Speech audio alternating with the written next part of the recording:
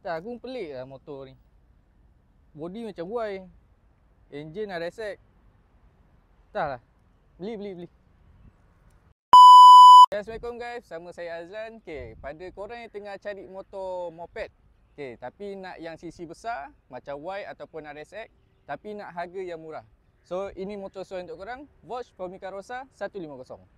So jom kita kenal spek motor ni. Okay, datang dengan 149cc, menghasilkan 15 horsepower dan 13 Nm of torque.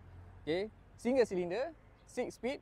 Okay, so pada owner-owner Formica Rosa luar sana, boleh share sikit tak berapa top speed korang dapat? Okay geng, so apa yang special kat motor ni? Okay, motor ni datang sekali dengan lampu LED.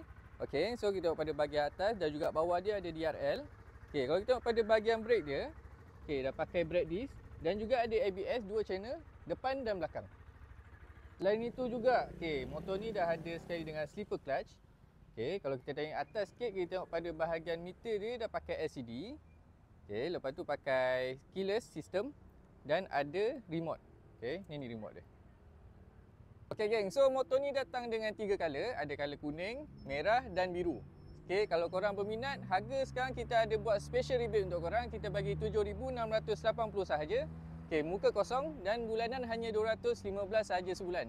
So macam biasa, kalau korang berminat boleh datang ke GCN Kuala Selangor atau cari saya Azlan. Kita bincang sampai jadi. Jumpa lagi di next video. Bye bye. Tapi jap, kita dengar bunyi dulu. Jom saya belanja.